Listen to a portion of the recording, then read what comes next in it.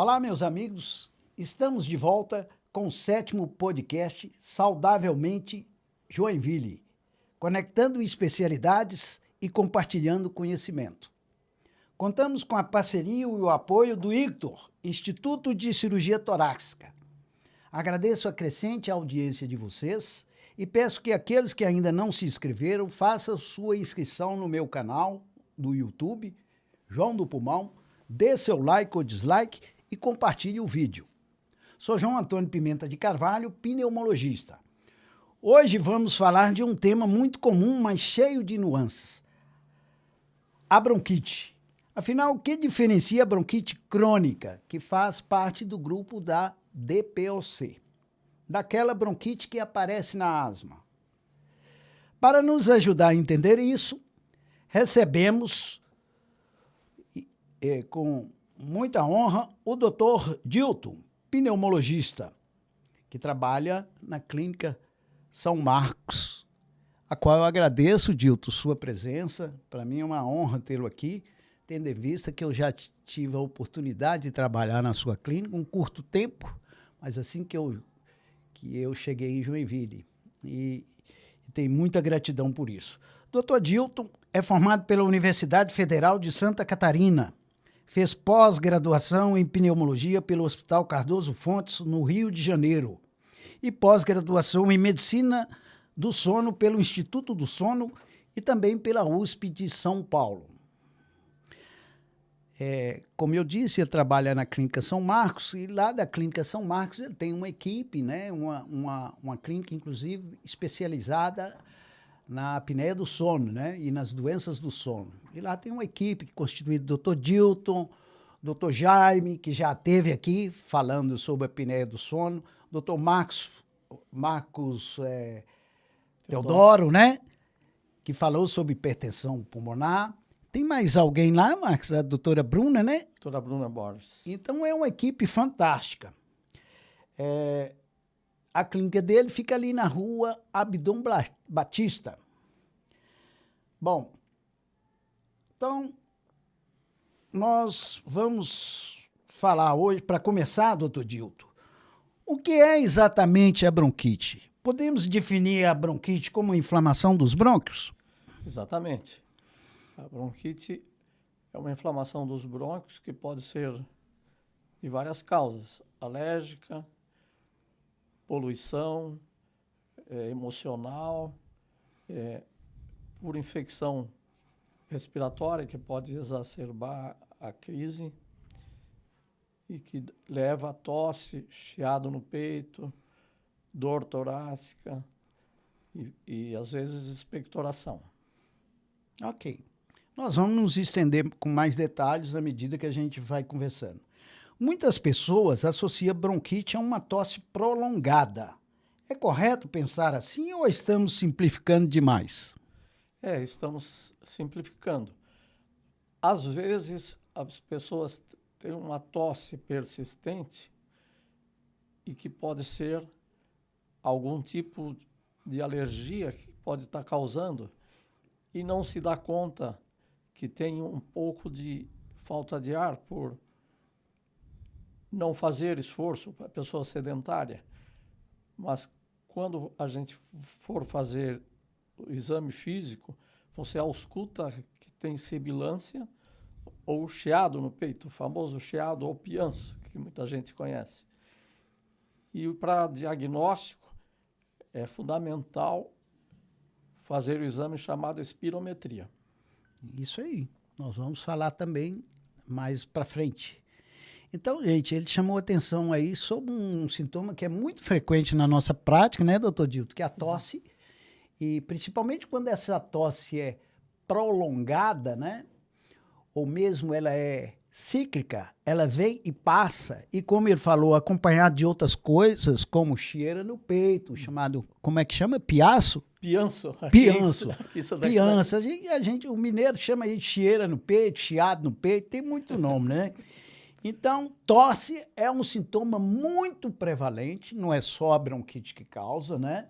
Tem outras doenças pulmonares que causam, mas ela geralmente, essa tríade, tosse, chieira no peito e falta de ar é o mais comum na bronquite. Muitas pessoas, a bronquite faz parte do complexo doença pulmonar obstrutiva crônica. Muita gente talvez não esteja familiarizado com esse termo, DPOC, né? O que caracteriza essa forma de bronquite nesse complexo da DPOC? A DPOC, ela é uma tosse normalmente produtiva, que tem secreção, e a falta de ar, ela não é tão aguda, ela se dá mais prolongada. É uma falta de ar que normalmente começa em pacientes pessoas acima de 40 anos, porque são fumantes ou são expostos à poluição ambiental ou ocupacional, que vai dando esses sintomas, que é diferente da crise de asma, que é reversível. A DPOC, ela não é reversível, mas ela tem controle com medicação. Isso aí. Só complementando aí o que o Dilton disse, além dessa tosse, às vezes é muito comum, né, Dilton? Aquela expectoração, que fala, aquele muco, aquela gosma, né? Exato. É muito comum nesses bronquites. E como ele já disse, o tabagismo é o grande vilão, mas não é o exclusivo. Como ele citou também a poluição, né? Exato. E tem outras causas também. E, inclusive, a pessoa pode até nascer com uma deficiência de determinada enzima, né, doutor Dilton? A alfa-1 antitripsina, né? Exato. E ter esse tipo de enfisema. Daí, quando você faz um exame mais sofisticado, que seria a tomografia de tórax, o enfisema, pela deficiência genética de alfa-1 antitripsina, ele é mais em bases pulmonares. Exato. E quando é pelo cigarro, o enfisema é mais nos ápices pulmonares. Bem lembrado, doutor Dilton. Do ponto de vista clínico, Dilton, quais são os sintomas típicos da bronquite crônica e como ela é diagnosticada? Aqui, gente, algumas vezes a gente vai repetir algumas coisas, isso não é nada demais, é a repetição que sedimenta o conhecimento. Então, ele já falou alguma coisa nesse sentido, mas vamos reforçar. Quais os sintomas típicos da bronquite crônica, da DPOC, e como ela é diagnosticada? Os sintomas típicos é uma tosse prolongada, mais de 30 dias, e começa com essa secreção abundante, às vezes purulenta, às vezes mucosa, dor, desconforto, e começa uma falta de ar mais lenta, e com o passar do tempo ela vai progredindo. A pessoa nota no andar ou depois vai piorando. Ela vai, às vezes, aos pequenos esforços, às vezes mesmo de repouso. Isso. Eu estava lembrando aqui, Dilton, não sei se você lembra de Chico Anísio, aquele grande humorista, né? Exato. O Chico Anísio era um fumante inveterado. Você lembra que no final da vida dele, a gente já começava a notar a dificuldade respiratória dele, ele fazia aquelas pausas, né? Exato. A falta de ar, gente, infelizmente, é um sintoma tardio, né? Se você esperar ter falta de ar, você fumante principalmente, para procurar um pneumologista, é muito tarde. O que chama atenção a princípio é uma tosse, aquela tosse produtiva, e com o passar do tempo, como o Dilton falou, vem aparecendo aquela incapacidade de realizar simples coisas, e isso é progressivo, né? O diagnóstico, Dilton já falou, a espirometria, né? Que é um exame que avalia os fluxos respiratórios, é um exame muito simples, muito comum, praticamente todo lugar tem, né? Aqui em Santa Catarina, onde tem pneumologista, geralmente tem esse exame. E o raio-x, qual o problema? Eu sempre, Dilton, vou fazer essa complementação e você tem toda a liberdade também. O raio-x de tórax, qual o problema do raio-x de tórax? O raio-x de tórax mostra alterações muito tardiamente, né, Dilton? Exato, quando a doença está muito avançada. Quando está avançada, né? A tomografia até que não, né? Mas você não vai ficar pedindo tomografia aí desnecessariamente. A tomografia é bem sensível, ela já mostra alterações, às vezes até antes das pessoas ter sintomas. Exatamente. Não é? Agora, o principal diagnóstico é através da espirometria ou função pulmonar, que ela vai demonstrar, inclusive, qual a medicação vai ser mais interessante. No decorrer do nosso debate aqui, nós vamos mostrar algumas peças que o Dr. Dilton trouxe, que aí vai ficar mais ilustrado aí para vocês, telespectadores. E quanto ao tratamento, Dr. Dilton, o que costuma ser feito? O uso de broncodilatadores, corticóides e principalmente a cessação do tabagismo continua sendo os pilares principais? Exatamente, os pilares principais. Importante é salientar que se ele não parar o fumo, a doença é progressiva, até que ele vai ficar incapaz numa cadeira de rodas e precisar de auxílio para tomar banho, para qualquer atividade caseira. E às vezes, no final da vida, fica dependente de oxigênio terapia, ou mesmo uma ventilação não mecânica, né? Uso de CPAP, BIPAP, quando a doença é bem avançada. Uhum. Pois é, gente, é uma doença, como o Dilton está falando, infelizmente, muito incapacitante. Todo o foco é na pessoa não fumar ou quem fuma parar de fumar, né? Mas existe, graças a Deus, muito tratamento. Nós vamos falar aqui os chamados broncodilatadores, né? As chamadas bombias. Tem muito mito, tem muito temor a respeito disso, uma coisa infundada, né? Então nós vamos procurar desmistificar isso aqui. Agora, mudando o foco, Dr. Dilton, a bronquite também aparece em quem tem asma, não é? Mas nesse caso, estamos falando de um mecanismo completamente diferente, não é? Exatamente. Quando a pessoa... normalmente a asma nasce na criança, começa com uma alergia genética. E se não é tratada corretamente, ela pode... a gente chama de remodelamento brônquico. Exatamente. Inflamação crônica, e esses brônquios ele não reverte mais, como da asma. O brônquio ele fica espessado. Uhum. E daí, mesmo com tratamento, a pessoa não tem reversibilidade total. Exatamente. Por causa dessa inflamação crônica. O Dilton aí falou um aspecto muito importante. Inclusive a bronquite, que é a inflamação, muita gente se fala bronquite com a pessoa, às vezes você quer espessar como asma, que na asma é uma bronquite, mas aí a pessoa já faz aquela confusão, né? O ideal é falar asma. A asma tem uma inflamação nos brônquios, que é o termo bronquite mesmo, né, Dilton? É mais dedicado como parte da DPOC. A diferença entre as duas, como ele falou, que a asma pode ter uma reversibilidade total ou não. Tudo vai depender da evolução dela. Se a pessoa não se trata corretamente, os brônquios vão ficando fibrosados e não vão mais reagir ao tratamento. Muito parecido o quadro com a bronquite crônica do fumante, da DPOC. Exatamente. Não é isso? Bom,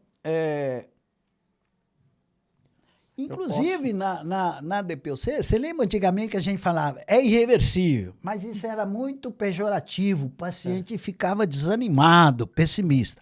Hoje, por orientações do próprio Gold, né, eles orientam o pneumologista a passar essa denominação, não totalmente reversível, é menos impactante, é menos aterrorizante para o paciente, não é isso, Dilton? Exato. Bom, e os sintomas, doutor? Agora falando da asma, né? A tosse, o chiado, a falta de ar, como se manifesta? Vocês viram que os sintomas são praticamente os mesmos. A tríade, chieira, tosse e falta de ar. Mas na asma, eles têm características diferentes, né, doutor Dilton? Exato.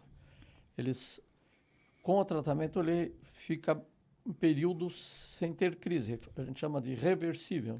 Exato. Com o remédio, então, tem que descobrir os gatilhos que causam essa crise.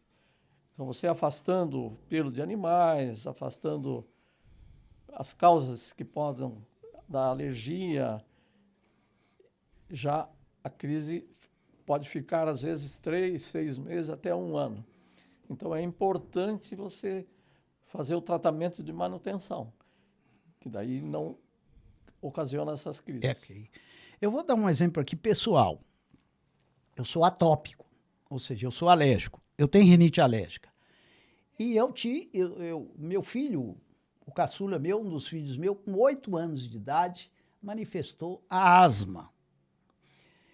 E como ele não morava junto comigo, eu tive dificuldade em tratar dele. Um dia eu resolvi fazer uma visita a ele, descobri que ele estava criando um cachorrinho. Então, isso aí que ele está falando. Na asma, enquanto no tabagismo o foco é você tirar o cigarro, na asma é você cuidar do ambiente que você vive. Tem gente aqui em Joinville que cria gatos, cria cachorro. Aqui em Joinville, devido à alta umidade, tem muito mofo, né, doutor Dilton? Muito mofo e até quem cria passarinho também. Exatamente. Pena, ou travesseiro de pena exatamente, também. Exatamente. Então, gente, o foco não é só no doente, não. É no ambiente que o cerca, principalmente no asmático. Evitar tapetes, cortinas que acumulam ácaro, né? Exatamente. Agora, a notícia boa no asmático, que quanto mais precoce se manifesta a doença, mais ela tem probabilidade de ser controlada. Mas na asma a gente não pode falar em cura. A gente fala mais em remissão e controle, né? Exato. Mas esse filho meu que eu falei com 8 anos, hoje ele está com 30, de 8 até hoje ele nunca mais teve crise, entendeu? Tomara que não tenha. E eu mesmo, sendo atópico, tem rinite só, até hoje não manifestou uma bronquite, não. O diagnóstico também, nesse caso da asma, é feito com a espirometria? Exatamente, com a espirometria. Ok. Daqui a pouco nós temos um arsenal de coisas aqui, nós vamos mostrar para vocês, viu? Está abaixo aqui da visão da câmera, mas nós vamos mostrar para vocês. E no tratamento, há outros exames, doutor Dilton, além da espirometria, que pode auxiliar, especialmente na asma? Sim, a gente chama de prick test ou teste alérgico. Os famosos testes alérgicos. Ou a dosagem através do exame de sangue. Da IgE. Da IgE e do RAST. Exatamente. Que seria para poeira, para mofo, para... e tem os testes de provocação também, naqueles casos que a espirometria é normal, né? Que a gente chama de broncoprovocação com metacolina ou solução hipertônica. Exato. Salina hipertônica. Exato. Esse teste de provocação, ele traz um certo risco, né? Porque se vai dar um broncoconstritor para a pessoa, você vai tentar provocar um broncoespasmo em doses controladas, até uma dose máxima. Você dá uma dose, ele faz a espirometria, você vê a curva, se tem alguma alteração, até você chegar a uma dose limite. O risco disso é você provocar um broncoespasmo, e aí você tem que estar apto ali, em quem faz teste de provocação, a controlar isso rapidamente, né? Eu, na prática, nunca fiz teste de provocação, Dilton. Eu sempre me baseei na história clínica, história familiar. E se a espirometria é normal, mas a clínica é soberana, né? Eu faço o tratamento de prova e funciona. Exatamente. Não é isso? Isso. Você age assim também, Dilton? Também age assim. Beleza. Hoje existem os exames mais sofisticados, biomarcadores. Exatamente. Que é o teste do feno. O teste do feno. E aqui em Joinville nós já temos o teste do feno, né? Muito bem, bem lembrado. Doutor Dilton, e no tratamento da asma ou bronquite asmática, como alguns queiram, os corticoides inalatórios têm um papel central ainda? Exatamente, sim. Okay. É o fundamental. É o pilar do tratamento. Porque ele controla a inflamação e evita as crises que a gente chama, né? Aquelas tosses, que a pessoa não consegue dormir. Eu vou aproveitar, Dilton, já que você está falando em corticóide, bombinha, passar aqui uma bombinha para você. Deixa eu tentar explicar aí. Mostrar ali. É.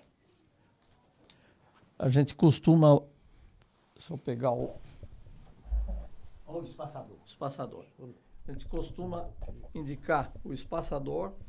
Então você dá dois Puffs puffs ou dois e jatos. dois jatos coloca, porque se você colocar direto na boca, ele vai com muita força Exato. e fica na faringe. Exato. Então, É. então, Isso o aí, ideal gente, ter é um muito espaçador. bom, principalmente para criança, né, Dilton? Criança. E para pessoas mais idosas, que às vezes não sabem a técnica correta de aplicar o spray, né, Dilton? Exato. Então, esses espaçadores é encontrado em qualquer farmácia, É. internet, tudo, precinho bem, Sim, bem acessível, bem acessível. não é isso? E tem outros, né, Tem que não outros aqui, precisa. vou te ajudar aqui. É. Tem essas de pó seco aqui, né? Exato. Nós estamos falando das chamadas bombinhas, gente. Esses não precisa o espaçador. Você exala o ar, coloca na boca e inspira e segura uns 10 segundos. Muito bem. E depois, como ele é pó, ele pode deixar alguma irritação na faringe. A gente costuma mandar lavar a boca após o uso, né? Também tem esses que são de cápsula. Você abre e coloca a cápsula aqui, fura e inala. Só te reforçando aí, Dilton, o pneumologista tem um papel diferenciado, porque ele é um bom profissional. Ele tem que demonstrar, fazer isso aí que o Dilton está fazendo. Não é só passar a receitinha, Tem porque que não é igual você tomar um comprimido, tomar um xarope, não. Isso é complicado para as pessoas mais idosas. Você tem que explicar, demonstrar. Como apareceu naquele seriado, doutor? Exatamente. Só o remédio que o senhor Passa mais deu, o microfone. o remédio que o senhor deu não funcionou. Aí eu disse, como é que você usa? Aí ele veio e botou no pescoço. Tem que Exatamente. explicar, sei lá, Parece piada isso, mas na prática eu já vi gente usar spray de tudo quanto é tipo, viu? Esse aqui, por exemplo, tem uns que... o tuborreira, tem gente que girava, porque isso aqui tem que girar num sentido e voltar e depois pôr na boca e aspirar. Tem gente que fazia isso várias vezes assim, e o remédio geralmente não tem gosto de muita coisa, a pessoa não tem a sensação que... Então, o pneumologista tem que explicar pacientemente, né? É uma novidade para o paciente. Não é igual tomar uma injeção, tomar um comprimido, tomar um xarope. As bombinhas têm de diferentes tipos, como eu trouxe aqui, ó, mais uma aqui, ó, o Aerolizer. E essas bombinhas, qual a grande vantagem dela? Elas minimizam, né, Dilton? Porque os efeitos colaterais, que são doses baixas dos medicamentos. Dos medicamentos. Nós somos da época, né, Dilton? O que é que nós tínhamos? Aerolim, xarope ou comprimido. Aí a dose é alta, porque a absorção é sistêmica. Aí vai no coração, dá taquicardia, dá no músculo esqueleto, dá tremores. As bombinhas veio para nos ajudar, o médico e ao paciente, principalmente, no sentido que os efeitos são imediatos e sem reações. Exato, porque a dose é bem inferior ao que é oral ou injetável. Né? Eu vou aproveitar aqui, não está aqui no meu roteiro, não, te falar uma coisa interessante que os pacientes, pelo menos mais antigamente, hoje nem tanto. Quando fala uma bombinha, doutor, que isso? Isso aí vicia. Eu já soube de muita gente que morreu com isso na mão. Como é que você lidava com isso aí, Dilton, com esse tipo de... O paciente não vinha com essa preocupação? Esse é um mito, É porque ele morreu porque não se tratou direito. Exatamente. Daí... Ou então, Dilton, tinha aquele... Porque você só tinha praticamente o Aerolim, o Clenil no início, né? Então, a pessoa abusava desses dois medicamentos. Que você usava muito além do que você prescreveu. Você tem que usar de hora em hora, nas crises fortes, ou de 3 em 3 horas. E tem gente que usava de 5 em 5 minutos. Exatamente. Daí... Aí os efeitos colaterais. Daí não pode. Muito bem. Até trouxe ali um pulmão para mostrar. Pode segurar já ele aí, que você pode ilustrar mais o que você vai falar. Então, o que acontece? No pulmão... Fala mais profundo. O pulmão, ele fica o coração fica entre os dois pulmões. E aqui a árvore respiratória, que são os brônquios. O que acontece? Ela falta o ar porque os brônquios eles fecham. Exatamente. E você, a respiração, você não sente respirar, você só sente quando tem falta de ar. Exatamente. Daí você entra em pânico. Exatamente. E o que acontece no enfisema? O enfisema, o pulmão vai crescendo, a gente chama hiperinsuflando. Isso. Ele não... É um pulmão cheio de ar, fica preso. O ar entra, mas não consegue sair, porque o pulmão perde a elasticidade. Exatamente. Que o cigarro, ele faz com que a substância chamada surfactante, que dá elasticidade ao pulmão, ele vai destruindo essa substância. O pulmão não consegue... O pulmão é um fole. Enche e solta o ar. Ele não consegue mais soltar o ar. O pulmão vai crescendo e vai comprimindo o coração. Aí o coração fica também com dificuldade de funcionamento e daí vai causando o que a gente chama de cor pulmonale. Edema nas pernas. Edema nas pernas. O fígado fica aumentado, né? A barriga incha. Né? O pulmão é o irmão fraterno do coração. Um depende do outro. Eu lembro que eu falava isso nas minhas aulas lá em Minas. Né? O pulmão depende muito do coração. Né? O coração, na sua função ejetora do sangue que ele recebeu oxigenado do pulmão. Então, se o pulmão está mal, por essas condições que nós estamos comentando aqui, o coração, coitado, tem que trabalhar dobrado. E ele vai fadigar. Ele vai descompensar, vai entrar em falência, dando isso que ele falou aí, o chamado corpo pulmonar, que é a falência mais do coração direito. Eu lembro, doutor Dilton, nas minhas aulas, lá na faculdade, eu gostava muito de falar uma coisa que era um mito para o paciente, com DPOC. Quando a gente fala aqui de DPOC, são dois grandes grupos. O bronquite crônico é aquele que tosse mais de 2 meses, mais de 3 meses, durante 2 anos consecutivos. Aquele torcedor crônico. E o enfisematoso é aquele mais seco, ele tem mais falta de ar. Né? Só que para o paciente... Normalmente, no grupo da DPOC, é uma mistura dos dois, enfisema e bronquite crônica. Mas tem situações que predominam só enfisema ou predomina só a bronquite. E o paciente chegar para mim, doutor, aí eu falar, você tem enfisema? Doutor, aí não, essa doença é ruim demais. Olha para você ver o peso da palavra enfisema. Quando eu falar bronquite, ele não sentia tanto medo. E sendo que, dentre essas duas, é melhor você ter enfisema. E olha que o enfisema é mais grave, porque ele destrói tudo. Alvéolos, ductos, mas ele destrói também capilares. Então, ele acaba equilibrando a relação ventilação-perfusão. Por isso que ele não dá muito corpo pulmonar. Não. Já o bronquite crônico... Ele é o paciente roxo. Exatamente. E o enfisema é o róseo. O bronquite crônico, apesar dele não ter muita destruição anatômica, a relação VQ, né, Dilton? Ventilação-perfusão, é que acaba prejudicando o coitado do coração e aí a chance dele viver menos é maior do que quem tem um enfisema. Às vezes o paciente entra no consultório só pelo aspecto do tórax, Sim. A gente chama tórax em tonel, que o pulmão e com cresce, aquela respiração, e os lábios? E daí sopra... É interessante. Isso nós já somos médicos mais tempo. A gente percebe mesmo, né? Essas características.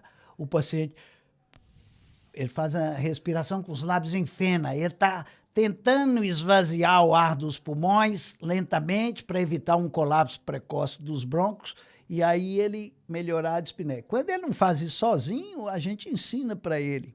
Né? Ele, às vezes, tem uma postura assim, ele fica com os braços apoiados, inclinados para frente, né, Dilton? Exato. E, às vezes, aparecem manchas aqui, em cima do joelho, que é de tanto ele apoiar o cotovelo. Então, tem esses detalhezinhos que chamam a atenção da gente, né? Porque, às vezes, você está num ambiente social e você percebe aquele paciente soprador e com tórax, aí você diz, ó, que ele tem enfisema. Daí a pessoa que não é médico diz, mas como é que você sabe?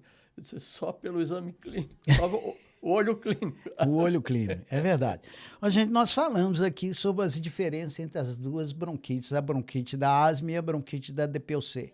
Mas, às vezes, a pessoa, o paciente, tem as duas coisas juntos, né, Dilton? Exato. Principalmente se ele era um asmático e inventou de fumar, por exemplo, aí ele pode ter as duas coisas juntas. É o que a gente fala, a forma mista, uma asma associada a uma DPC. E mesmo a asma, como você falou antes aí, pode acabar virando uma DPOC também, sem ele nunca ter fumado, mas ele nunca tratou convenientemente, né? A inflamação fibrosa, o brônquio. Né? É. Bom, e sobre reabilitação, hein, Dilton?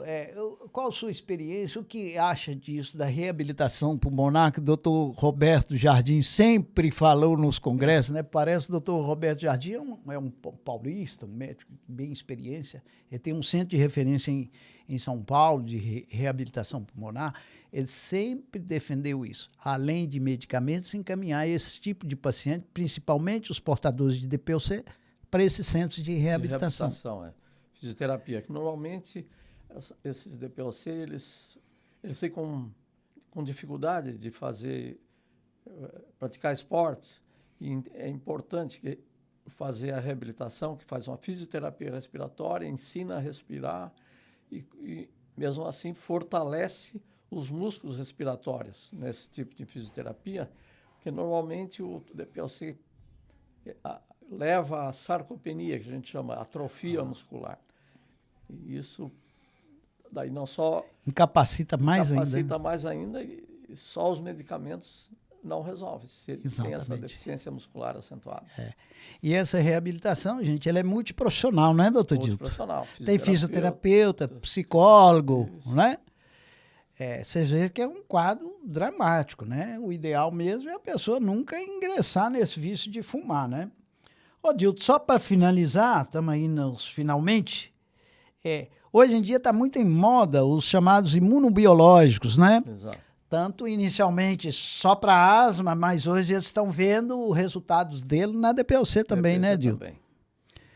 Então, aquele asma moderada grave, que você usa corticoide oral muitas vezes por ano, ou corticoide inalatório em altas doses, e não está controlando essa asma, você vê na espirometria que é uma asma grave, daí você É chamada, como ele está falando, asma córtico-resistente. A gente já usou tudo que tem direito, e com todos os efeitos colaterais que o corticoide traz, né? Então tem essa chance de ele ter um benefício com os imunobiológicos, né? Os imunobiológicos são caros, mas atualmente os planos de saúde e mesmo o SUS já estão fornecendo. Exatamente. Então você faz um exame para ver se tem algum tipo de alergia com eosinófilo ou não eosinófilo no sangue, acima de 300. Aí você indica determinados imunobiológicos, de acordo com os exames, né, realizados. Eu tô vendo que você ficou com um pulmãozinho aí perto de você. Você gosta do pulmãozinho. Bom, gente, o assunto é extensíssimo, né? Nós não queremos cansar vocês. Provavelmente eu vou convidar o Dr. Dilton para outras oportunidades. Quero agradecer, Dr. Dilton. Ele foi muito didático, né? Acho que falou de uma maneira bem clara. Nós não estamos aqui dirigindo só aos médicos, aos colegas, aos estudantes, aos residentes. Nós estamos dirigindo principalmente ao leigo, que nosso objetivo aqui é alertar as pessoas. Aqui não é consultório, aqui não tem pretensão de fazer diagnóstico de nada. Nada substitui a consulta médica, né, Dilton? Exato. A consulta presencial, bem feita, bem demorada, sempre escutando o paciente. A relação médico-paciente é muito importante nesse tipo de doença. Então, gente, nós temos a certeza que nós discutimos aqui foi muito elucidador para quem tinha dúvidas, né? Mas hoje aí o conhecimento está vasto aí, facilmente alcançável através da internet e das mídias sociais, né? Doutor Dilton, eu quero passar para o senhor as suas considerações finais e a gente a seguir finaliza. Muito obrigado pelo convite. Estamos à disposição para outros assuntos que o amigo quiser. Com certeza. E sempre dizer que a respiração é fundamental. E danificar o pulmão é muito problemático. Você falou tudo, eu vou arrematar isso aí que você falou no final com a frase que eu achei que é fantástica. E você que nos acompanha, obrigado por estar conosco em mais um episódio do podcast Saudavelmente Joinville, que conta com o apoio do ICTOR, Instituto de Cirurgia Torácica.